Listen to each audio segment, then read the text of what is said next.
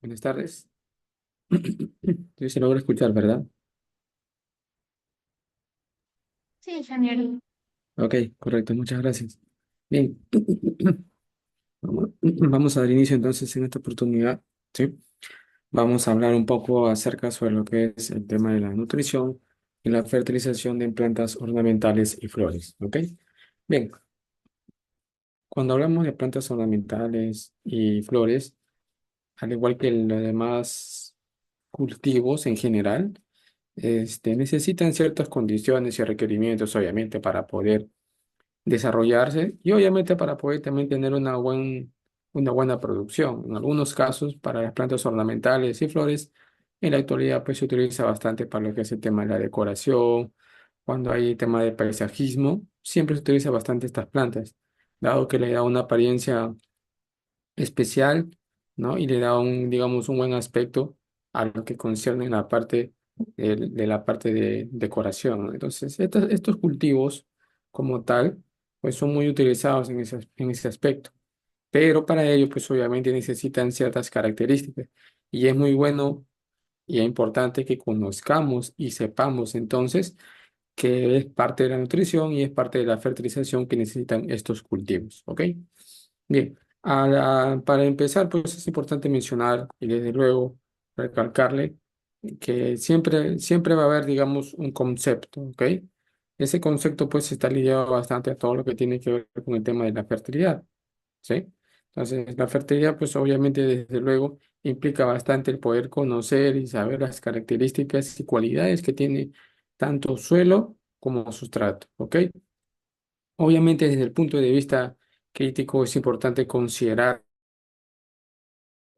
eh, tanto el suelo como el sustrato tienen diferentes características desde el punto de vista químico, físico y microbiológico, ¿ok? Es decir, para la mayoría de plantas ornamentales y flores se utiliza bastante todo lo que es el sustrato. No obstante, en algunos sectores, bueno, algunas empresas que se dedican bastante a la exportación de flores y plantas ornamentales, pues lo siembran en campo definitivo, ¿sí? Pero para ello, pues es importante conocer y saber las características de este suelo y cuando se trate de sustrato, conocer las características del sustrato, ya que es ahí donde se va a suministrar, almacenar los nutrientes que la planta necesita. Obviamente hablo de nutrientes en general, tanto macro como micronutrientes. A, a partir de ello, pues surge la importancia también de poder conocer y hacer mención todo lo que concierne a la parte del tema de la luz, la humedad, la temperatura, la radiación y las condiciones físicas del suelo o de un sustrato. ¿Por qué la luz, la humedad, la temperatura y la radiación influyen bastante en la nutrición y la fertilización del cultivo? Porque dado la luz, la cantidad de luz, la cantidad de temperatura y la misma humedad de un sustrato o suelo, vamos a tener todo lo que concierne a la parte de la evapotranspiración. Y la evapotranspiración es un proceso pues único y especial de cada cultivo, o mejor dicho, de los cultivos en general, que obviamente transforman la energía lumínica en energía pues reservas, almidones, azúcares que la misma planta necesita para su desarrollo.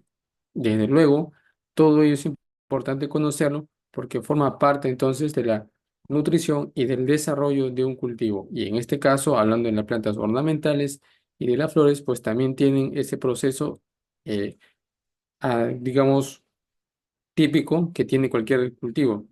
Ahora, hay que conocer que obviamente siempre es bueno abastecer tanto suelo como sustrato, puedan tener oxigenación. ¿Y para qué me sirve la oxigenación? Bueno, si hablamos de términos agronómicos, cuando hablamos de oxigenación hablamos de macroporos. Y cuando hablamos de macroporos, hablamos obviamente de la parte, eh, digamos, los tres factores primordiales que tiene un suelo. ¿Sí? El suelo es un ente, digamos, vivo que tiene, digamos, tres fases: fase sólida, líquida y gaseosa. Dentro de la fase gaseosa están los macroporos y en esos macroporos pues se forman o están los oxígenos, que obviamente es el punto clave y importante para que pueda haber una buena aireación y un buen desarrollo del cultivo. ¿Ok? Entonces, esos macroporos que menciono son muy importantes, no dejando de lado los microporos, que es la otra parte que involucra también al suelo y el sustrato, que le permite pues almacenar y capturar humedad para poder darle esa facilidad de poder absorber los nutrientes que la planta necesita. Recuerden que los nutrientes pueden estar en el suelo, pero no están de manera disponible para el suelo. Es como cuando uno tiene, un ejemplo, ¿no? Uno prepara, uno tiene un arroz. De nada vale que tenga el arroz si yo no lo preparo, ¿ok? ¿Qué hacemos cuando preparamos el arroz? Obviamente le echamos los ingredientes, todo eso, y ahí pues está listo el arroz para poder, digamos, degustarlo. Lo mismo pasa con el suelo o con el sustrato. ¿Qué es lo que pasa? Que los nutrientes pueden estar en el sustrato o en el suelo, pero no van a estar de manera disponible siempre y cuando estos nutrientes pasen a la solución del suelo. Una vez que formen o ingresen a la solución del suelo, pues recién estarán disponibles para el cultivo. De otra manera, pues no van a estar disponibles, dado que para que la planta lo pueda absorber necesitan estar diluido con un componente hídrico y este componente hídrico es el agua. ¿Ok? También se debe tener, obviamente, un pH conveniente, obviamente que le permita disponibilidad de nutrientes. El pH es un parámetro perdón, químico muy importante de un sustrato y de un suelo, obviamente, porque tanto el sustrato como el suelo se manejan con pHs y este pH pues le va a dar la disponibilidad adecuada de nutrientes a mi cultivo. ¿Qué quiere decir? Que a pHs menores a 5, a 6,5 pues va a predominar todo lo que es la acidez, en la cual ciertos nutrientes, principalmente los macronutrientes, van a estar quizás un poco menos disponibles para el nutriente. Por encima de 7,5 está todo lo que concierne a la parte alcalina de un sustrato o de un suelo. Y ahí pues predomina, o mejor dicho, escasea un poco más el tema de los micronutrientes. ¿Ok? Importante saber de que de pH entre 7,5 y 8,5 son suelos y sustratos básicos. Por encima de 8,5 se llaman sustratos o suelos alcalinos. ¿Ok? Eso como una referencia para que tengamos en cuenta cuando escuchemos la palabra suelos básicos, estamos hablando de suelos que están en un rango de 7,5 a 8,5. ¿Ok? Y alcalinos por encima de 8,5, donde predomina pues sodio y bueno, magnesio, en algunos casos puede predominar el cloro, y debajo de 6,5 predomina todo lo que es el hidrógeno, el aluminio, el manganeso y el boro, que son ciertos elementos pues, que en algunas ocasiones cuando están en cantidades extremas, pues puede generar toxicidad a mi cultivo. Luego, tener una adecuada retención de humedad, que es los microporos que habíamos mencionado, a diferencia de los macro, que es la oxigenación. La retención de humedad está dada por los microporos, ¿sí? Y obviamente las raíces deben disponer de un adecuado volumen suficiente del suelo o del sustrato, ¿sí? Entonces es importante que conozcamos esto para poder, digamos, empezar a conocer qué es la fertilidad y o cómo participa la nutrición como parte del desarrollo del cultivo, ¿ok? Y bueno, hay conceptos obviamente específicos que involucran bastante el conocer la fertilidad física de un suelo, ¿sí? Que se refiere obviamente a las condiciones físicas que presenta un determinado suelo o sustrato también, y que van pues obviamente a influir en el crecimiento de las plantas. En este caso hablamos de plantas ornamentales y de las flores. ¿Eh? Obviamente estas condiciones físicas están relacionadas directamente a la estructura de un suelo, de un sustrato y su grado de desarrollo y estabilidad. Ok, cuando hablamos de estructura, a diferencia de la textura, textura es la cantidad de arena, limo y arcilla que tiene un suelo, ¿sí? Y si hablamos de sustrato, viene a ser la cantidad de partículas, ¿no? que tiene o enmiendas que tiene un sustrato. Y a su vez hablamos de estructura, que ya a diferencia de la textura, la estructura viene a ser cómo se agrupan estos complejos o estos compuestos para formar, digamos, una característica típica de un suelo. En el caso de suelos, podemos mencionar estructuras migajosas, laminares, granulares, subangulares, columnares. Hay diferentes tipos de estructuras en un suelo, ¿sí? Al igual que en un sustrato, hay diferentes, digamos, estructuras, en algunos casos, algunos más porosos, otros más compactos, otros más, digamos, finos, ya que a veces, por ejemplo, en el tema de algunos cultivos se utiliza turba, algunos utilizan de repente humus, otros utilizan cascarillas de arroz y cada uno es distinto al otro.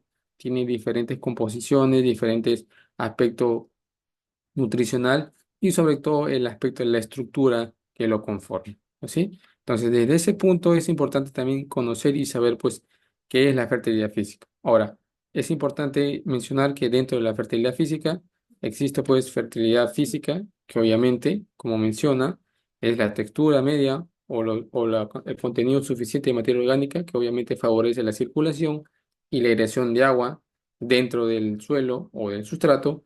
Posee también una buena estructuración migajosa o granular, que como habíamos mencionado es parte de la estructura, y por lo tanto pues es poroso, ¿sí? Adecuadamente también es importante mencionar que desde luego tienen una buena profundidad efectiva y es adecuadamente permeable, ¿sí? La permeabilidad es una característica también típica de un suelo que le permite pues poder moverse el agua dentro del suelo. Hay conceptos que involucran la permeabilidad, conceptos que involucran la infiltración, conceptos que involucran el drenaje y obviamente cada uno de ellos es distinto al otro. ¿Sí? Uno tiene que ver mucho con el tema del movimiento del agua en el suelo, otro tiene que ver con el movimiento vertical en el suelo y el otro tiene que ver mucho con el movimiento que tiene el agua dentro del suelo, ¿ok? Entonces, estas características son muy importantes que debemos de conocer a la hora de establecer un cultivo ornamental o un cultivo de flores, ¿ok?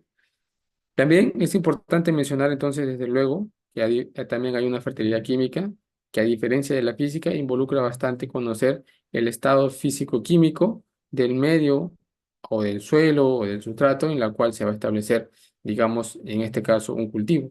¿Sí? En este caso, hablando de las flores y de las plantas ornamentales, pues es importante también conocer la parte química. Ahora, ustedes me preguntarán, ¿cuáles son las partes químicas que involucra conocer de un suelo? Bueno, básicamente, principalmente, lo que habíamos mencionado, el pH, es una característica química del suelo, la capacidad de intercambio catiónico, el potencial redox, el contenido de nutrientes, la conductividad eléctrica, ¿sí? Y desde luego, ahí, dentro de la que es el pH, la conductividad eléctrica y la capacidad de campo, pues me va a poder permitir ver, saber cuáles son los posibles nutrientes que se forman dentro de un suelo o un sustrato en base pues a las condiciones de nutrientes que posee. Es decir, si mi suelo o mi sustrato tiene, por ejemplo, altos contenidos de sulfatos, de magnesio, de calcio, de potasio, ¿sí? Y poco contenido de fosfatos, lo principal que se va a formar en mi suelo o mi sustrato, pues va a ser sulfatos de calcio y sulfatos de magnesio, que a la larga, si tenemos un sistema de riego tecnificado, obviamente esto va a alterar su composición y vamos a tener problemas de obstrucción de goteros. Según de eso, también es importante conocer, obviamente, el estado químico en la parte de la conductividad eléctrica de un suelo, que está relacionado mucho con el tema de la salinidad. Y eso es algo que uno debe de conocer y, digamos, siempre monitorearlo. ¿Por qué? Porque tanto las flores como las plantas ornamentales, algunas especies de plantas ornamentales, pues resisten buena conductividad eléctrica por encima de 1,5. Algunos pueden estar por debajo, obviamente, de 1,5 y siempre es bueno que tengamos en cuenta un parámetro y en base a ese parámetro siempre estemos trabajando. Es decir, si yo tengo una planta ornamental que me tolera, digamos, 1,5 de conductividad eléctrica, pues tendré que trabajar siempre con ese parámetro. ¿Y cómo puedo mantener ese parámetro? Pues haciendo monitoreo constante, midiendo pH, midiendo conductividad, haciendo equipos, pues, bueno, en la actualidad existen bastante diferentes equipos para mediciones de pH, conductividad, e incluso hay equipos que te miden, pues, obviamente la densidad de un suelo, te miden la porosidad de un suelo, te hallan la capacidad de campo, te hallan el punto de marcheteo, bueno, en fin, hay un sinfín de equipos que hoy en día en la actualidad existen y que nos facilitan, pues, el poder conocer estos parámetros, pero siempre principal y básicamente tanto el pH como la conductividad eléctrica, ¿ok? Ahora, existe pues importante conocer que se posee, digamos, como había mencionado, por debajo de 7, ¿no? Viene a ser todo lo que es ácido y por encima de 7 todo lo que es alcalino y básico, ¿ok? Todos los suelos obviamente químicos y sustratos en la parte química también poseen una alta capacidad de intercambio catiónico. Obviamente, muchos me preguntarán qué es la capacidad de intercambio catiónico. Bueno, pues la capacidad de intercambio catiónico viene a ser aquella, digamos, propiedad que tiene un suelo y que le permite, pues, atraer ciertos elementos, digamos, todo lo que es la parte, digamos, del contorno del sustrato o del suelo. Es decir, a ver, vamos a ver si es que se puede escribir. ¿Se puede escribir? Ok. Fíjense, digamos, este es un sustrato, ¿no? O una partícula de suelo. Obviamente ustedes saben que esto está cargado con cargas negativas, ¿sí? Que típica de un suelo que tenga cargas negativas. Esa es una propiedad que siempre va a tener un suelo, ya tanto sea el coloide arcillo o el humus, que es el complejo arcillo-húmico. ¿Qué pasa? Que siempre van a haber elementos que están, digamos, rondando a su alrededor. Puede ser un calcio, puede ser un potasio, puede ser un magnesio, ¿sí? Entonces, ¿qué es lo que pasa?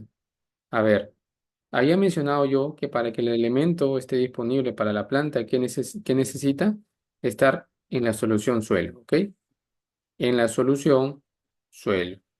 No que esté, digamos, en el suelo, porque en el suelo puede estar, pero si no pasa a formar parte de la solución suelo, pues la planta no digamos, en este caso, la planta no lo va a tomar ni tampoco el suelo lo va, digamos, a retener. Entonces, este elemento, obviamente, entra al complejo de cambio, obviamente, sale una carga negativa y como sabemos, pues el potasio es un catión, digamos, en este caso monovalente. El calcio, a diferencia del potasio, es un catión divalente, porque tiene dos cargas, perdón, ¿sí? Al igual que el magnesio. Entonces, ¿qué es lo que pasa? Salen dos cargas negativas y es reemplazado, pues, obviamente, por un potasio. Es así como se forma, pues, entonces, la capacidad de intercambio catiónico que menciona acá. ¿Sí? Es la propiedad que le permite al suelo, pues, intercambiar, obviamente, elementos para poder, digamos, brindarle mayor poder de absorción de nutrientes a la planta. Ahora, es importante mencionar también de que muchas veces se hace aplicaciones de ciertos productos para poder mejorar la capacidad de intercambio catiónico. ¿Cuáles son esos productos que se utilizan o enmiendas? Pues principalmente, obviamente, es la materia orgánica, ¿sí? La materia orgánica es el plus que le da a mi suelo. En el caso del sustrato, no hay ningún problema. Le va a dar, pues, obviamente, para que pueda retener mayor contenido de nutrientes en el suelo y en el sustrato. ¿Sí? Por eso es que entonces se trabaja bajo esas condiciones y es importante que tanto el suelo como el sustrato tengan buena capacidad de intercambio catiónico. Obviamente, poseer buena cantidad de fósforo y de potasio, que son, digamos, elementos básicos y primordiales. Recuerden que los macronutrientes están formados por nitrógeno, fósforo y potasio. Después de ellos está el calcio y el magnesio, perdón, el calcio y el azufre. Entonces, ¿de dónde se proviene el nitrógeno? Bueno, de la atmósfera y del agua, obviamente. El fósforo y el potasio muchas veces se obtiene a través de la incorporación de materia orgánica, ya que son, digamos, principales fuentes de ingreso de estos elementos. Y es importante el potasio para, digamos, el desarrollo y la resistencia del cultivo frente a plagas y enfermedades. Y el fósforo es importante para el desarrollo del sistema radicular y para la formación de ATP y ADP. ¿Sí? El adenosín trifosfato, que es muy importante, pues, para que el cultivo pueda, digamos, formar sus reservas. Y desde luego que la conductividad, en este caso, en lo posible, sea menor a 1,5 milimols por centímetros y 2,17 siemen por metro. Estos dos parámetros son, digamos, estándares, obviamente. Digamos, no necesariamente tiene que ser 1,5 o 2. Algunos trabajan con 1,3, 1,2.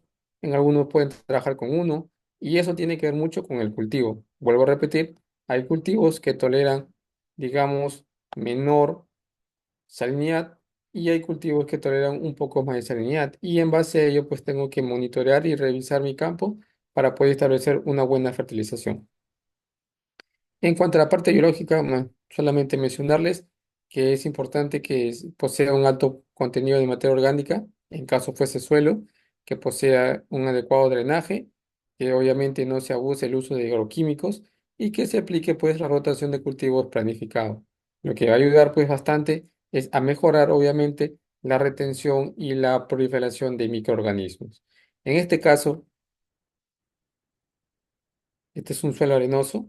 Y bueno, ustedes recordarán y han de saber que dentro de los tres principales eh, tipos de suelo, podríamos decir, o clases texturales de suelo que existen, que podemos clasificarlos en suelos eh, arcillosos, suelos francos, suelos limosos, suelos arenosos. Muy adicional a ello, algunos me dirán que también hay suelos calcáreos, suelos orgánicos, ¿sí? Suelos sódicos. Bueno, son diferentes tipos de suelos que obviamente existen en la actualidad, pero que como parte de la clasificación de texturas de suelo, los principales que consideran son suelos arcillosos, francos, limosos y suelos arenosos. Y los arenosos tienen esa capacidad de no retener humedad, poca humedad debido a que no tienen la infiltración, el drenaje y la percolación son muy altas. Cuando usted riega un suelo arenoso, pues lo único que hace es el agua infiltrar y muchas veces el suelo se seca rápido. Para poder mejorar la composición de un suelo arenoso se aplica materia orgánica. Y la materia orgánica, ¿qué es lo que hace? Retener la humedad. ¿Sí? Entonces, retiene la humedad y, digamos, más disponible para la planta para que, digamos, no pueda sufrir estrés hídrico. El estrés hídrico hace que muchas veces las plantas se estresen, empiecen a marchitarse, las hojas empiecen a quemarse y obviamente esto a la larga trae la muerte de la planta. Entonces, para ello es importante siempre aplicar materia orgánica, ¿sí? Ahora, la materia orgánica no solamente es aplicar y dejarlo ahí, hay que incorporarlo, uno, dentro del suelo, porque si lo dejamos a la intemperie, esto se va a descomponer y va, digamos, no va a perder los nutrientes, va a perder mucho valor y por ello pues tiene que incorporarse al suelo. Adicional a ello, es importante que siempre estemos aplicando microorganismos, Rhizobium, ¿no? Que puedan ayudar, las micorrizas que pueden ayudar a descomponer la materia orgánica.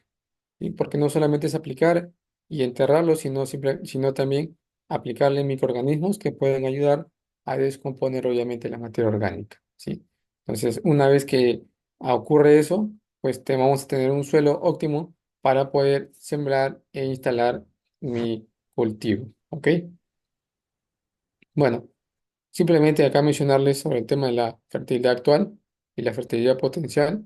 Obviamente, cuando hablamos de fertilidad actual, hablamos de el nivel de nutrientes disponible en el perfil del suelo y cuando hablamos de fertilidad potencial se refiere al nivel de materia orgánica y niveles de nutrientes no disponibles inmediatamente para las plantas. Ok, cuando mencionan entonces que hablamos de fertilidad actual, es aquella que tiene, digamos, el perfil del suelo y que los nutrientes están disponibles para la planta. Es decir, cuando hacemos nosotros un estudio profundo de los nutrientes que están en el suelo o en el sustrato, vamos a tener elementos fijos, no móviles, elementos móviles y elementos disponibles. ¿Ok? Son conceptos distintos. Los fijos son aquellos que están, digamos, de manera no disponible para la planta, inmóviles, aquellos que, digamos, han precipitado y también no se encuentran disponibles para la planta, aquellos digamos, disponibles, que aquellos que ya están, digamos, aptos para que digamos, la planta lo pueda tomar, y aquellos móviles que están moviéndose en la solución del suelo. Entonces, esos cuatro conceptos es importante determinarlos dentro de la fertilidad actual. Y cuando hablamos de fertilidad potencial, pues obviamente tiene un buen contenido de materia orgánica, pero los elementos todavía no se encuentran disponibles para la planta. Los materia orgánica, cuando aplicamos al suelo, no es que yo aplico hoy y mañana van a estar disponibles o la otra semana va a estar disponible para mi cultivo. No, ya que mucho va a depender de los nutrientes que tenga mi suelo, de los microorganismos que descompongan esa materia orgánica y que libere los nutrientes para la planta. ¿Sí? Entonces, si el suelo no tiene, digamos, microorganismos en su composición o el sustrato que yo estoy utilizando no tiene microorganismos, ¿cómo se va a descomponer la materia orgánica? Si para que los nutrientes estén disponibles para la planta, se necesita que la materia orgánica se descomponga. Y si no se descompone, pues obviamente los nutrientes no van a estar disponibles. Ahora, a diferencia de los fertilizantes sintéticos, como la urea, los fosfatos, los nitratos, ¿no? Los sulfatos, obviamente, ¿qué es lo que pasa? Que los nutrientes, cuando se le aplica, están ya de manera disponibles para la planta, dado que ya están, digamos, en condiciones adecuadas para que la planta lo pueda utilizar. Ahora, la materia orgánica también tiene nutrientes, pero no están disponibles. ¿Cuándo van a estar disponibles? Cuando se descompongan los microorganismos y estos liberen, obviamente, los nutrientes. Entonces, mientras los fertilizantes físicos, perdón, los fertilizantes sintéticos es- le permiten que la planta tenga los nutrientes de manera más disponible, la materia orgánica demora pues en liberar los nutrientes para la planta. Ambos tienen sus ventajas y sus desventajas. La materia orgánica rara veces quizás te pueda, digamos, aportar sales a tu suelo. En cambio, los fertilizantes sintéticos sí lo aportan debido pues al alto contenido de nutrientes que posee. ¿Ok? Por eso es que algunos quizás podrán preguntar por qué los suelos que donde aplico, digamos, fertilizantes sintéticos, tiene mayor contenido de sales. Y es por eso. Ahora, los fertilizantes sintéticos, muy aparte de aportarte sales a tu sustrato o a tu suelo, también te aportan muchas veces temas de compactación. A eso se le conoce como compactación química, ¿sí? La compactación química, ¿qué es? Aquello, pues, que involucra bastante el tema de los fertilizantes sintéticos. ¿Cuál es el principal elemento que me aporta, digamos, este tema de compactación a un suelo? Los, el sodio, ¿sí? Aquellos, digamos, por ejemplo, que aplican cloruro de sodio, si bien es cierto, es un fertilizante barato, donde uno puede aportar, eh, eh, digamos, perdón, el tema de lo que son el tema de los sulfatos, de los fosfatos, ¿no? El sodio, ¿sí? Que digamos la sal común, el cloruro de sodio, es digamos, una sal muy típica y común que se forma en los suelos cuando aplicamos exceso de fertilizantes sintéticos. Por eso le menciono que siempre tengamos en cuenta el uso racional, equitativo de los fertilizantes sintéticos. En la actualidad se utiliza bastante eh, una combinación entre fertilizante orgánico y fertilizante sintético, 50-50, ¿sí? Ahora, ¿en qué me ayuda esa fertilización 50-50? A no poder, digamos, exceder el contenido de nutrientes sintéticos y mejorar la composición microbiológica y orgánica de un suelo. ¿Sí? Entonces es importante que sepamos esto para poder mejorar las condiciones de un suelo y de un sustrato. En pocas palabras, ¿qué es la fertilidad? ¿Qué es la fertilización? ¿Sí? Son dos conceptos distintos. Fertilidad es una cosa y fertilización es otra cosa. Recuerden, fertilización comprende el estudio de los principales nutrientes y los aspectos relacionados obviamente con el contenido que pueda tener, digamos, en este caso, un suelo. Y cuando hablamos de, obviamente, de fertilidad, es todo lo que concierne a la parte del manejo. ¿Ok? Entonces, son dos conceptos distintos. Bueno, esto es lo que involucra la nutrición de un cultivo, el que es el milagro de la naturaleza. Todas las plantas lo tienen, tanto las ornamentales como las flores, los frutales, las leguminosas, las gramíneas, ¿sí? Todos los cultivos lo tienen. ¿En qué consiste este milagro de la naturaleza? Bueno, básicamente, como le mencioné, en el proceso de fotosíntesis, lo que hacen es captar la energía solar, ¿no? Obviamente a través de los estomas que tienen los cultivos y que a través de ello, pues, los absorbe y transforma esta energía lumínica con ayuda del agua que tiene la planta, transforma, digamos, en nutrientes. Esos nutrientes obviamente los transporta, obviamente, a través del xilema y en el floema lo que hace pues es llevarlo como reservas a la raíz. ¿Ok? Estos son los elementos importantes, básicos, fundamentales que todo cultivo necesita. Y cuando hablo de todo cultivo, pues vuelvo a mencionar, no solamente hablamos de las plantas ornamentales y de las flores, sino también de los cultivos como frutales, ¿no? Ornamentales, bueno, las hortalizas, todos en general. El NPK, que son los primarios, bueno, hoy en día este término secundarios ya no existe, ¿sí? Simplemente se le considera como elementos primarios al nitrógeno, fósforo y potasio, y al azufre y el calcio y el magnesio, ¿ok? Y esto de acá, pues obviamente sí son los microelementos, que como ustedes sabrán, dice micro porque la planta lo necesita en pocas cantidades. Que este milagro entonces lo que hace es almacenar los nutrientes en forma de azúcares para que la siguiente campaña o la siguiente, digamos, producción que tenga mi cultivo pueda, digamos, tener un buen desarrollo. Algunos se habrán preguntado por qué sus plantas no tienen buen desarrollo, ¿no? Y básicamente es porque no tienen, digamos, buenas reservas en las raíces. Ahora, acá hay otro aspecto fundamental, que para poder tener unas buenas reservas, el cultivo tiene que tener buena cantidad de raíces. Las raíces son, digamos, el banco de reserva de todo lo que un cultivo pueda tener. Llámese nutrientes, llámese, digamos, en este caso, a tipos de compuestos orgánicos. Todo en general forma parte de la raíz. Y considerando que digamos, el principal ingreso, o mejor dicho, en términos un poco criollos, podríamos decirlo, la principal boca de una planta son las raíces, ¿ok? Entonces, las raíces es la principal boca de una planta. No dejando de lado, obviamente, muchos me dirán, pero también se hacen aplicaciones foliares, ¿no? Que también, obviamente, se hacen aplicaciones de nutrientes. Desde luego, son un complemento de, digamos, lo que es la fertilización. Hay fertilización al suelo, edáfica, y hay fertilización foliar. Son distintos. Cuando aplicamos fertilizantes foliares o, digamos, algún tipo de producto a la hoja, es porque en ese momento queremos suplir cierta carencia que tiene un cultivo, ¿sí? O sea, en ese momento. No es que, digamos, lo apliquemos y la planta lo utilice para los siguientes días o semanas. No. ¿Por qué digo esto? Porque, por ejemplo, ustedes pueden aplicar un producto foliar y obviamente van a ver el efecto, digamos, a los 2, 3 días, dependiendo del producto. Ahora, mi pregunta es, ¿sale un nuevo brote, una nueva rama de esta hoja?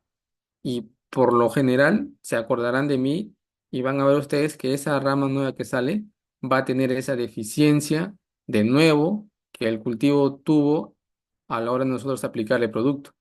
¿Por qué pasa esto?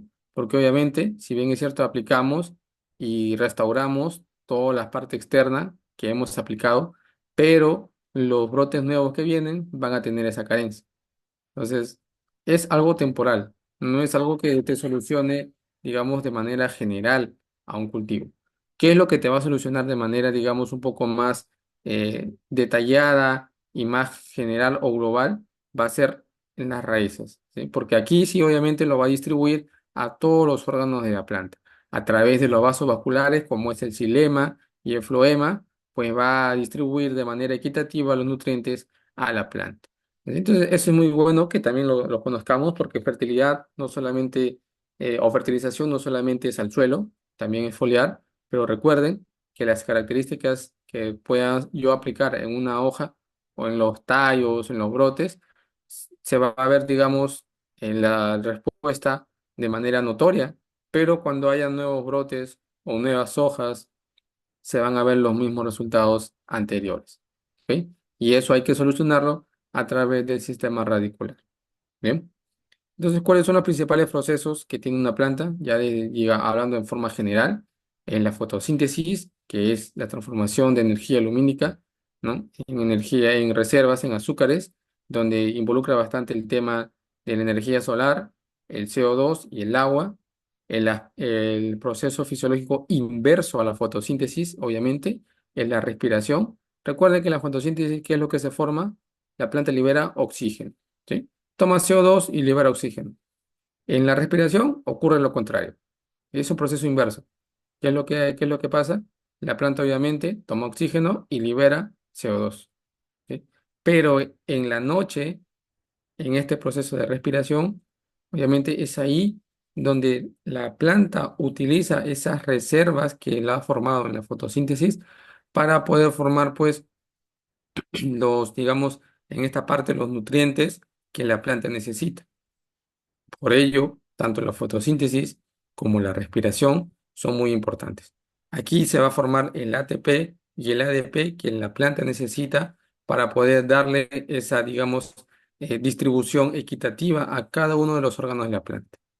Ahora, también hay un proceso de transpiración que tiene que ver mucho con la regulación de la temperatura que tiene la planta. Ustedes habrán dado cuenta que, por ejemplo, hay plantas que se deshidratan más, digamos, o se siente más su deshidratación que otras. ¿Y esto por qué? Porque cada cultivo, digamos, tiene diferente tipo de hojas. Los que tienen, digamos, hojas, eh, digamos, vasculares, digamos, hojas de repente en tipo ovaladas, ¿no? El maíz, por ejemplo, tiene diferentes hojas que, digamos, un mango. Un mango tiene hojas distintas que una piña. Una piña tiene hojas distintas que una flor. Una flor tiene hojas distintas que una planta ornamental. Entonces, la forma de la hoja va a depender mucho de cómo es que captura, obviamente, el tema de la radiación solar y a través de ello se efectúa la regulación de temperatura. Siempre es bueno que estemos revisando, obviamente, que mi cultivo, cuando esté de repente las hojas un poco marchitas, revisar el sustrato y el suelo para poder regresarle esa pérdida de factor hídrico que tiene el agua, perdón, el suelo. Y en este caso, obviamente, que involucra la planta.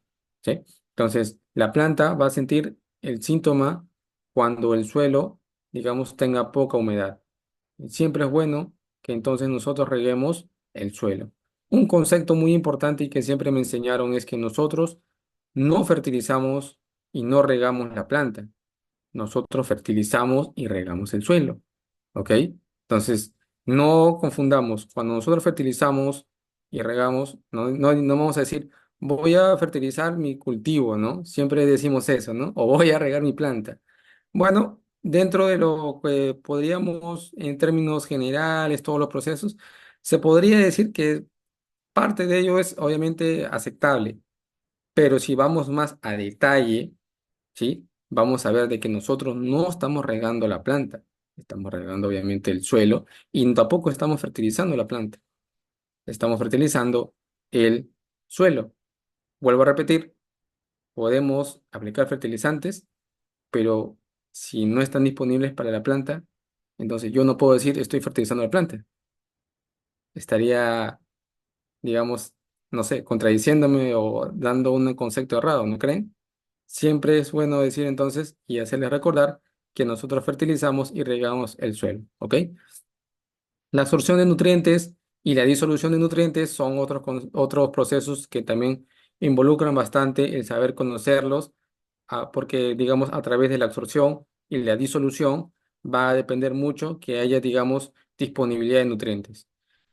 La disolución es lo que yo les mencionaba, cuando el elemento, en este caso llámese un potasio o un calcio, ¿no? Se junta con una molécula de agua, ¿sí? Una molécula de agua que obviamente por proceso químico de disolución, ¿sí? Obviamente disolución que involucra bastante, que obviamente un elemento se junte con el agua y obviamente esto forme parte de una solución. Es como cuando nosotros diluimos agua con azúcar, ¿no? El azúcar no lo podemos tomar sola, y mucho menos la sal, porque obviamente no se puede comer así, o a simple, digamos, así puro, ¿no?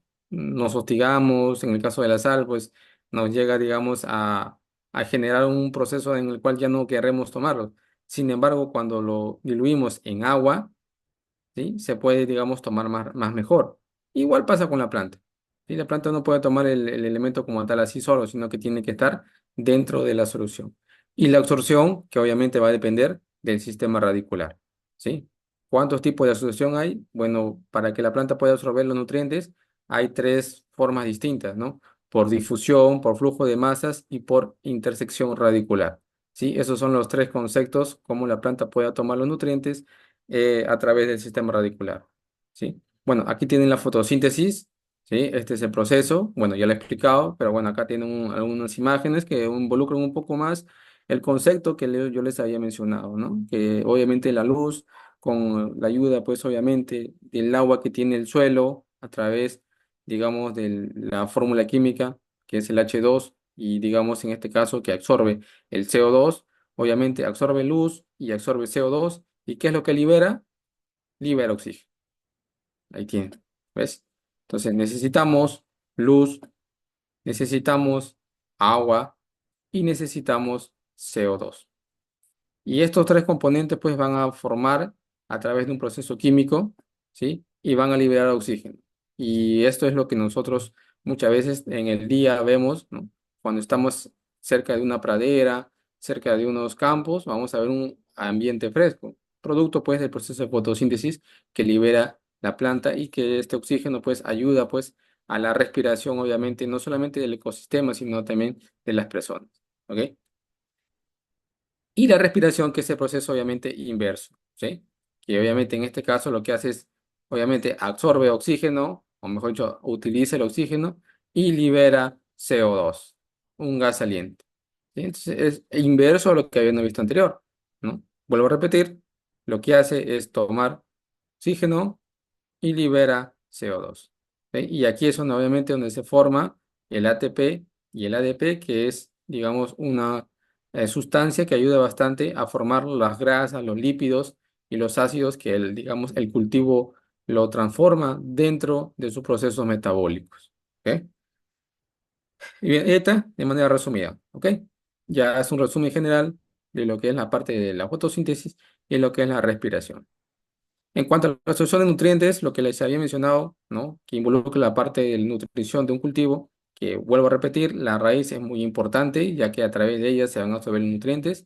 Esta es la partícula del suelo que les había dibujado, ¿se acuerdan? Aquí tenemos cargas negativas que obviamente están alrededor, ¿no? De esta, de este complejo, en este caso una partícula de suelo, y ahí obviamente se forma, o ustedes pueden ver entonces, ¿no? Los nutrientes, el cobre, potasio, magnesio, y que obviamente estas cargas negativas atraen, recuerden, química básica, polos opuestos, ¿qué pasa? Se atraen, ¿sí? Cargas iguales, ¿qué hacen? Se repelen. Entonces, una carga negativa atrae otra carga positiva, se juntan y estos nutrientes que, digamos, la partícula absorbe van a ser los que van a, digamos, por proceso de disolución, ojo, disolución, van a estar disponibles para la planta. Y para eso, ¿qué necesita? Tener raíces nuevas. Las raíces nuevas son aquellas, pues, obviamente, que hacen una mayor absorción de nutrientes que las raíces viejas. Por eso es que siempre ustedes han escuchado que dicen es bueno siempre estimular a la planta para tener buenas raíces y obviamente, claro, desde luego, las raíces nuevas van a ayudar a que la planta pueda absorber mayor cantidad de nutrientes. Hay raíces primarias, secundarias, ¿no? Y en algunos casos pueden haber raíces terciarias que obviamente involucra bastante conocerlas e identificarlas para poder permitir que la planta pueda absorber los nutrientes. ¿Ok? Ahora, la composición de una planta, en este caso, tanto las plantas bueno, hablo de plantas generales, ya sea ornamentales y flores, y a su vez también las plantas, digamos, hortalizas y frutales, tienen una composición. ¿Cuál es esa composición que tienen? Generalmente, digamos, una planta, de manera general, casi el 80% está compuesto por agua. ¿Sí? Por ello, de ahí la importancia de siempre estar revisando el riego en la planta. Al mínimo escasez de agua, la planta va, digamos, a sentir digamos, el choque, como quien dice, y va a empezar a deshidratarse. Luego, el 20 o 27% es lo que es materia orgánica. Y luego está el 2 o 3% que, digamos, sales minerales. Entre la materia orgánica y las sales minerales forma todo lo que es la materia seca de una planta. ¿Ok? Entonces, 80% de agua y 30% de materia seca. ¿Sí? Esa es la composición básica que tiene un cultivo. Ok, estos son entonces los principales procesos fisiológicos, luz, agua y temperatura, que involucran bastante el poder, digamos, mantener esos tipos de procesos fisiológicos y obviamente tanto el suelo como el sustrato son otros factores que van a involucrar al proceso fisiológicos que tiene la planta. ¿Ok? Aquí tienen un concepto de lo que es relación suelo-agua-planta y lo que hemos visto, que tanto la luz involucra mayor transpiración, el agua, cuando hay mayor transpiración, mayor cantidad de agua, la temperatura que tiene que ver con la regulación de la temperatura del cultivo que habíamos visto, y el suelo que tiene que ver con el contenido de nutrientes que tiene, digamos, disponibles para la planta. Entonces, estos elementos y añadido a eso, obviamente, los elementos minerales, el anhídrido de carbono y el oxígeno, que forman parte de los procesos de respiración y fotosíntesis, son importantes. Y de ahí se forma este concepto que nosotros conocemos, relación suelo-agua-planta, ¿no? Que es un concepto muy amplio y que, bueno, involucra conocer ciertas características de tanto climatológicas, tanto del suelo, tanto del agua y tanto como, digamos, digamos, del sustrato o de la planta. ¿Ok? Bueno, esta es la transpiración, que es un proceso muy importante. Este es un proceso, obviamente, mediante el cual la planta se asegura el suministro de agua y turgencia en las células, así como el equilibrio de temperatura con el exterior, obviamente. Este proceso produce la presión que empuja el agua hacia arriba, ¿sí? Y, obviamente, a todas las células de la planta. Y con esto, ¿qué aseguramos? Desde luego aseguramos, ¿no? Que obviamente el suministro de agua vaya a través de las lenticelas y llegue a los frutos y a su vez llegue a las hojas, a los tallos y a diferentes partes, digamos, de la planta. Entonces la transpiración me va a ayudar pues a mí a regular, digamos, la turgencia de una planta. ¿Qué es la turgencia? Es la capacidad que tiene una planta, ¿no? De poder mantenerse estable bajo ciertas condiciones. Cuando hay altas temperaturas, obviamente, ¿qué pasa con la hoja de la planta? ¿No? Como que digamos, se dobla rápido, están tristes, digamos, clarito se nota, ¿no? En el campo, ¿no? Empiezan digamos, a caerse. A eso se le llama turgencia de una hoja. Cuando pasa eso es porque obviamente la planta está perdiendo, ¿no? El factor, digamos, en este caso, de lo que es el factor hídrico, que lo que es el agua. Y para ello, para poder recuperarlo, tenemos que aplicar, digamos, un riego más adicional para poder mejorar la turgencia del agua. ¿Por qué ocurre la marchitez? Porque habíamos mencionado que la planta tiene 80%, prácticamente su 80% de la planta es agua. Y si pierde agua, como dije, va a aparecer estos síntomas. Entonces es muy importante que siempre estemos revisando el sustrato o el agua para poder mejorar la turgencia de una planta. ¿Sí? Bueno, aquí tienen algunos factores de producción vegetales, sí, que involucran el poder conocer como parte del desarrollo de un cultivo, el factor genético. Hay variedades, hay cultivares, hay híbridos, no solamente en la parte de las flores y de las plantas ornamentales, también existen en las plantas hortalizas y también en los frutales. El factor ambiental que habíamos mencionado es muy importante considerarlo, el agua, el clima, el suelo, los factores bióticos, como son ya el tema sanitario, las enfermedades, las plagas y las malezas, que también involucran pues en la producción de un cultivo, el factor agronómico, ya que tiene que ver mucho con las actividades que se realizan, llámese la labranza, los riegos, la fertilización, el control fitosanitario y la disposición espacial. Y por último, el factor educacional, que tiene que ver mucho con el uso de tecnologías, maquinarias, el uso de gerencia, que tiene que ver mucho con la logística y la inversión que le podamos dar al cultivo. Todos estos factores pues van a delimitar mucho y van a darnos entonces digamos, el objetivo fundamental, que es producir unas plantas ornamentales y flores de buena calidad. ¿Ok? Bien, ahí tienen la composición entonces elemental de algunos elementos que forman parte de un cultivo. Fíjense, la mayor parte de un cultivo está formado por carbono, seguido de oxígeno. Casi el 90% entonces de una planta lo conforma tanto el carbono como el oxígeno.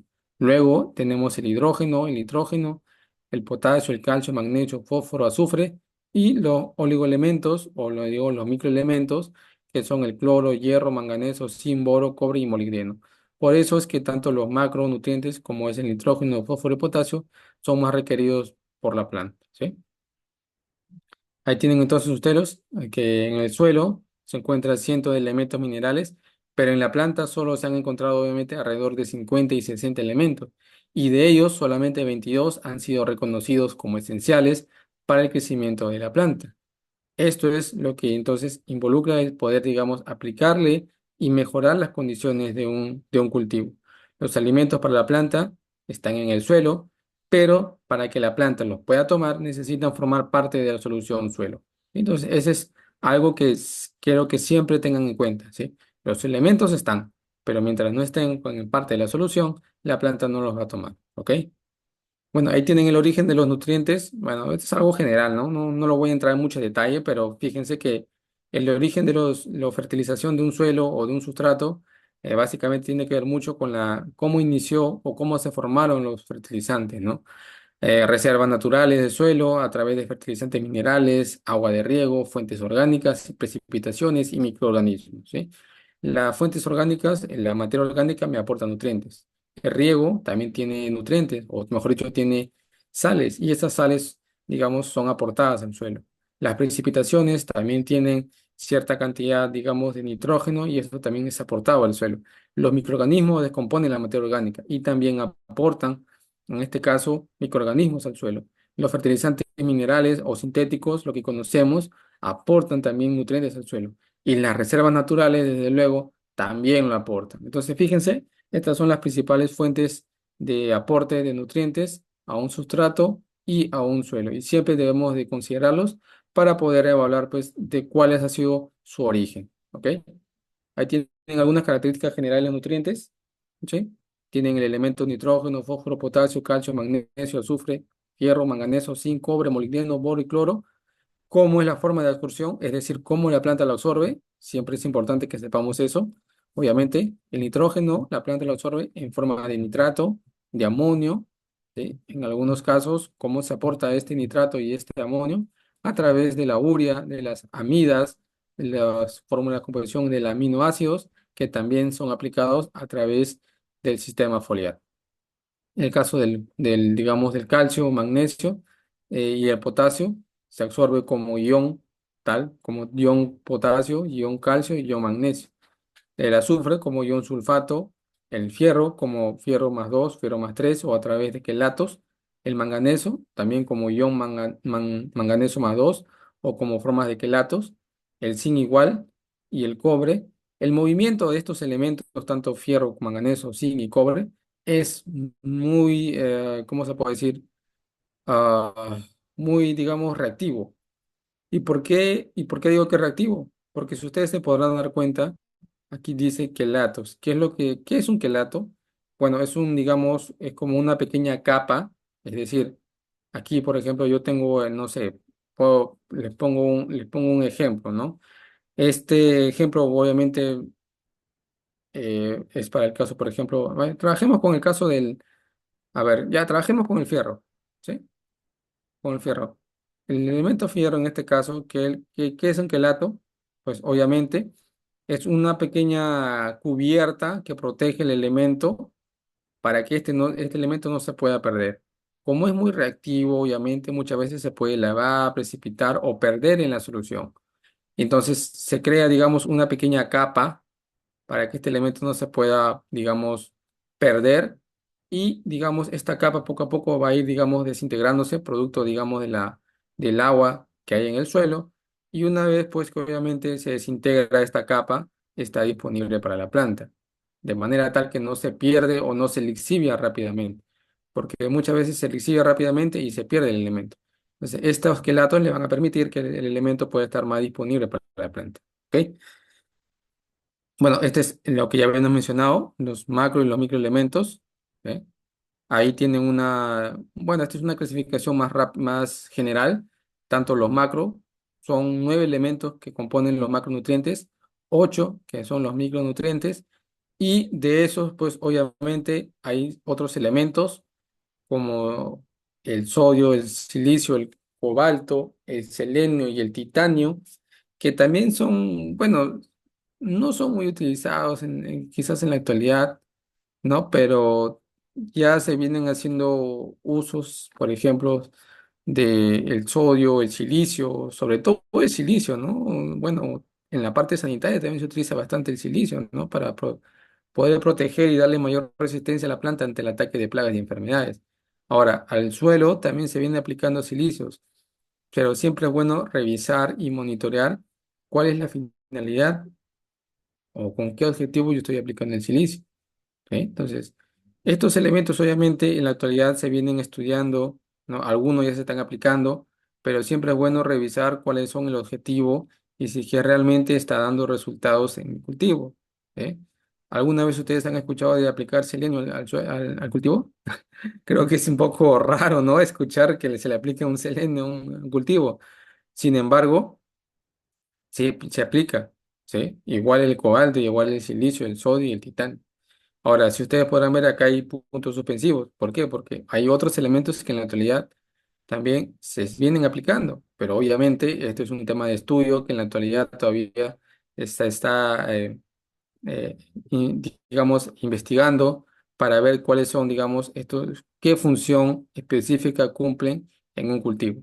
En el caso del arroz, por ejemplo, fuera de lo que es el tema de las plantas ornamentales y de las flores, el arroz, por ejemplo, acumula el silicio. Y obviamente este silicio, ¿qué es lo que le hace? Le confiere tolerancias al estrés abiótico y biótico y mejora la calidad y el rendimiento del cultivo. Pero ¿por qué en el caso del arroz se aplica el silicio? Porque si ustedes podrán saber, el arroz está obviamente bajo sistema de inundación. ¿Sí? O sea, digamos que, ¿qué quiero decir con inundación? Que por ejemplo el cultivo de arroz, obviamente ustedes saben que prácticamente toda su etapa de desarrollo está, digamos, siempre tiene que estar con agua, ¿no? O sea, encharcado de agua, prácticamente inundado de agua, ¿no? Siempre va a tener agua el arroz, ¿no? Obviamente, en la actualidad hay estudios donde hacen uso del arroz bajo sistema de riego tecnificado, pero los rendimientos no son buenos, ¿sí? Siempre va a necesitar agua. Entonces, este silicio, obviamente, se adapta bien entonces a estas condiciones, más no para otros cultivos. Por eso digo que es un tema de estudio que en la actualidad se viene realizando. ¿Ok?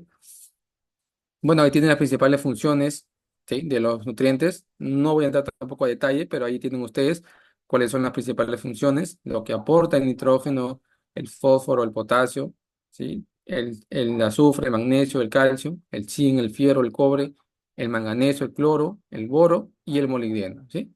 Esos son los, digamos, los aportes que me favorece a mí al cultivo.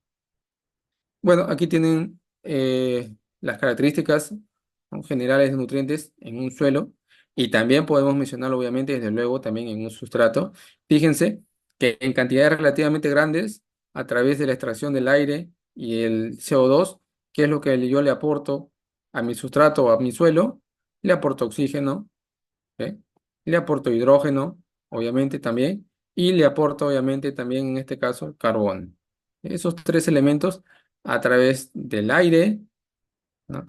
Y obviamente en forma de CO2. ¿Ok? Ahora, hay otros aportes también que se dan en cantidades grandes, pero que en este caso ya no son del aire, sino de los sólidos del suelo. ¿Cuáles son estos elementos? El nitrógeno, fósforo, potasio, calcio, magnesio y azufre. ¿Sí? Entonces, esto es lo que se aporta en cantidades relativamente altas, pero uno, pues yo, a ver, les hago una pregunta. ¿Hay fertilizantes que yo diga, por ejemplo, obviamente si yo quiero aplicar nitrógeno a mi cultivo, ¿qué compro? Nitratos, urea, ¿no? Amonio. Si quiero aplicar fósforo, ¿qué compro? Ácido fosfórico, fosfatos para aplicar al suelo. Si quiero aplicar potasio, utilizaré pues una fuente de potasio, puede ser un nitrato de potasio o sulfato de potasio, igual para el tema de calcio, o a través de enmiendas como yeso o cal. El magnesio igual, a través de sulfato de magnesio.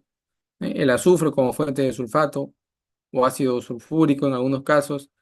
La pregunta es, ¿cómo yo aporto el carbono? ¿Habrá un fertilizante que yo diga, no sé, fosfato de carbono o nitrato de carbono? No lo hay, ¿no? Por eso es que entonces menciona acá que el carbono, el hidrógeno y el oxígeno, la planta, o mejor dicho, en este caso, el suelo, lo absorbe ¿de dónde? Del aire, obviamente, que se encuentra, ¿sí? Y en forma de CO2.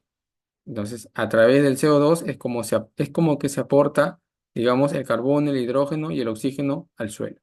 Y en cantidades relativamente pequeñas, bueno, están los microelementos, ¿no? Que están dentro de los sólidos del suelo, Y igual por el otro lado, ¿no? Los elementos que aún vienen estudiándose, como son el sodio, el silicio, el cobalto y el vanadio. ¿Sí? Este es un esquema general de cómo es que se aportan los nutrientes al suelo. Y bueno, desde luego la movilidad que tienen los nutrientes en la planta es muy importante. Hay algunos que son, digamos, cómo se absorben. Una cosa es la movilidad en el suelo y otra cosa es la movilidad en la planta. No confundamos esto. El nitrógeno, fíjense, en forma de nitrato, ¿sí? En forma de nitrato, es móvil tanto en el suelo como en la planta. ¿Ok? Ahora, si yo me voy bajo estas condiciones, por ejemplo, bueno, acá por ejemplo tenemos un manganeso, ¿m? Un manganeso, o ya un elemento muy conocido, el magnesio. El magnesio, por ejemplo, es un elemento que obviamente en el suelo es inmóvil, es decir, no es que sea, digamos, o que se quede estático, sino que su movimiento es más lento. En cambio, en la planta, el movimiento es un poco más rápido. Por eso es que las deficiencias de magnesio son un poco más notorias en las plantas, ¿sí? ¿Por qué? Porque el magnesio se mueve de manera más lenta. Igual el calcio, pero ¿qué es lo que pasa? El calcio se absorbe por intersección radicular y difusión. ¿Qué quiere decir? Que para que la planta pueda tomar el calcio que necesito, raíces nuevas. Si no hay raíces nuevas, el calcio no va a ser absorbido por la planta, ¿sí? Entonces, ahí tienen algunos conceptos de cómo es el movimiento de los nutrientes tanto en el suelo como en la planta. ¿Ok? Y cuáles son las funciones que tienen estos elementos. El nitrógeno, fósforo, potasio, perdón, el nitrógeno, fósforo, calcio, boro son importantes, obviamente, con el zinc para el tema, en el caso de los cultivos, ¿no? Frutales, para la fruta. Para el tamaño de un cultivo, siempre es importante el nitrógeno, el fósforo, el potasio, el boro y el zinc. Para obtener buenos rendimientos, es importante que todos los elementos estén disponibles, a excepción del molibdeno, ¿no? Que en algunos casos no se considera por el tema de, digamos, factor del movimiento que pueda tener en el suelo. ¿Sí? Y para el tema de enfermedades, ¿no? Digamos, el aumento de nitrógeno obviamente va a provocar pérdidas de potasio, calcio, boro y cobre. Entonces siempre es bueno que a través de este cuadro podemos manejar cuáles son los aportes que me dan cada nutriente a mi planta. Y bueno, el sinergismo y antagonismo, que es propiedades que tiene algunos elementos que ayudan a que otro elemento pueda ser absorbido o que perjudiquen la absorción de otro elemento.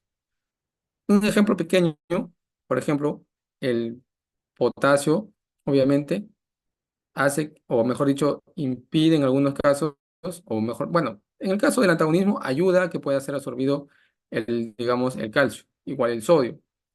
Pero si vamos, por ejemplo, en el caso del cloro, ¿no? El cloro obviamente es un elemento que, digamos, en este caso, perjudica la absorción de los fosfatos, igual el tema de los nitratos. Entonces, siempre es bueno que tengamos en cuenta el tema de los sinergismos y el antagonismo para no crear problemas de, digamos, de escasez del elemento o precipitación del elemento. ¿Ok? Este es un detalle que siempre debemos considerarlo a la hora de aplicar fertilizantes. Y para ello hay cuadros de incompatibilidad que me ayudan pues a poder ver si es que el elemento es compatible uno con otro y no generar problemas de incompatibilidad. Bueno, ahí tienen lo que es difusión, flujo de masas e intersección radicular, lo que les había mencionado. Difusión, un ion migra de acuerdo a un gradiente de concentración. Flujo de masas, cuando los nutrientes en solución son transportados hacia la raíz como resultado del proceso de transpiración. Y la intersección radicular durante la exploración por parte de las raíces. Conforme va creciendo las raíces, el elemento va a ser absorbido. ¿Sí? ¿Cuáles son digamos, cómo es que se mueven estos elementos de acuerdo al movimiento de los nutrientes? El nitrógeno se absorbe principalmente por flujo de masas, ¿sí? Es decir, se absorbe a través del el sistema de transpiración de la planta. Y una pequeña porcentaje en intersección radicular. El calcio que les había yo mencionado, por ejemplo, ¿no? Es importante que haya flujo de masas, ¿no? Es decir, que haya, digamos, transpiración de la planta y para ello, pues, es importante entonces que este elemento se absorba cuando hay mayor cantidad de transpiración. Entonces, igual, el fósforo y el potasio, a diferencia de los otros elementos, se absorben principalmente por difusión, es decir, de una zona de mayor concentración a una zona de menor concentración. Hay absorción pasiva y activa. En la activa, ¿no? Se transportan los minerales, ¿no? Y ocurre obviamente a través de las membranas en contra del gradiente de concentración. Y la absorción pasiva es, en este caso, obviamente, a favor del gradiente de concentración. Es decir, a favor cuando es, digamos, pasiva cuando es a favor de la gradiente y activa cuando es en contra de la corriente. ¿Sí? Esta es pasiva y esta es activa. Y eso tiene que ver mucho, pues, con el, digamos, con el movimiento que tiene, digamos, a través de los vasos vasculares, como es el xilema y el floema, y a través de las membranas que tiene, digamos, el sistema radicular. La activa, por lo general, hace fuerza para ingresar los nutrientes. Por eso que menciona que la absorción es activa. En cambio, la pasiva no genera energía para poder, digamos, absorber los nutrientes. Y obviamente, ¿por qué? En este caso, porque está a favor del gradiente de la concentración. Por eso es que no gasta energía. En cambio, acá, como dice, es en contra, sí genera energía y por eso que se menciona que es una absorción activa. ¿Ok? Entonces ahí es como podemos diferenciar cómo se da la absorción de los nutrientes en el cultivo. Y depende de ello, pues se hacen los síntomas, ¿no? Los síntomas de deficiencia. Si el elemento se mueve más rápido en la planta, ¿dónde van a estar los síntomas de deficiencia? ¿Arriba o abajo? Si el elemento se mueve más rápido en la planta. Si se mueve más rápido, obviamente, digamos en este caso, las deficiencias, ¿dónde van a estar? Van a estar en la parte de abajo, ¿no? Si el elemento se mueve más rápido, el elemento va a estar acá arriba. ¿Y dónde se van a notar las deficiencias? En la parte basales. Si el elemento se mueve menos, ¿dónde se va a dar las deficiencias? Arriba, porque el elemento le va a costar llegar a la parte de arriba. Si le cuesta llegar a la parte de arriba porque el movimiento es más lento, entonces las deficiencias van a estar arriba y no van a estar abajo. Pues es así como uno puede también ayudarse a ver dónde están las deficiencias a través de este cuadro que me va a ayudar pues a poder identificar las deficiencias de un elemento. Bueno, aquí de manera general no lo voy a detallar, pero ahí tienen cuáles son los síntomas, las posibles correcciones que se puede dar ante la falta de un elemento como es el nitrógeno, fósforo, potasio, magnesio, hierro, boro, zinc, manganeso, ¿no? Y obviamente, bueno, este es un esquema de cómo es que se trabaja el nitrato, ¿sí? Cómo es que ayuda a, digamos, a absorber, a poder permitir que absorban mayor cantidad, digamos, de elementos divalentes y cómo es que el amonio, por lo general, aporta, digamos, más acidez a un suelo, ¿ok? Bueno, la textura, bueno, ya, esto es para temas de suelos y bueno, ahí tienen un cuadro de manera general cómo es que se dividen, ¿no? Las texturas de un suelo, de una arena, de una franca y un arcillo, y cómo es que varía pues la densidad, la porosidad, la capacidad de campo, el punto de marchitez, el espacio aéreo y la velocidad de infiltración. ¿Cómo se clasifica la textura de un suelo? En base a esto. Arcillas menores de 0,00 milímetros, limo entre 0,002 milímetros y 0,05 milímetros, arena entre 0,05 milímetros y 2 milímetros y gravas por encima de 2 milímetros. ¿Ok? Y esta es la forma como se mueve el agua, obviamente, de acuerdo a la textura de un suelo. Suelos arcillosos, el movimiento es más horizontal. Suelos arenosos, movimiento de agua es más vertical. Y los suelos francos, pues el movimiento es, digamos, más parejo e uniforme. ¿Sí? Y el pH, que era una característica que les había mencionado que es importante considerarlas. ¿Ok? ¿Cómo es que ayuda a conocer pHs mayores a 6,5, deficiencia de zinc, boro, manganeso y cobre, pHs menores a 4, toxicidad de aluminio, deficiencia de calcio, magnesio, potasio, azufre, boro, cobre y zinc? Entonces es así como en base al suelo puedo yo saber cuáles son los elementos que puedan estar escaseando en mi cultivo. Y esto es lo que les había mencionado, ¿no? Suelos minerales generalmente, ¿no? Están un poco más disponibles los microelementos, a condiciones adecuadas y acá un poco que escasean los macroelementos. Por eso es siempre bueno mantener un pH óptimo que esté entre 6 y 6,5. ¿Ok? Esta es la porosidad de un suelo que me ayuda a poder mejorar el espacio aéreo, lo que es los macro y los microporos, y en base a la porosidad puedo saber, pues, obviamente, si mi cultivo tiene problemas de asfixia radicular o si tiene buenas condiciones de desarrollo del raíz. ¿Y cómo es que se mide el suelo o el sustrato también? A través de esto, ¿no? Digamos que esto puede ser un punto de, digamos, de marchitez, donde el suelo prácticamente está prácticamente seco, una capacidad de campo, donde el suelo tiene buena cantidad, digamos, de humedad adecuada, y este viene a ser, digamos, un punto de marchitez, ¿sí? Punto de marchitez permanente, donde, digamos, perdón, un punto de saturación, ¿sí? Perdón, punto de saturación, punto de saturación donde podemos ver que obviamente el suelo está completamente saturado. ¿Y qué me trae con eso? Problemas, pues, de asfixia radicular, ¿ok? Bueno, esto sería a modo general todo lo que es la parte de la nutrición y la fertilización del cultivo, ¿sí? No sé si hasta aquí está claro, ¿sí? Dudas, consultas, preguntas. En la presentación está mi número, ¿ok? Y mi correo para cualquier tipo de consulta que la puedan hacer. Con total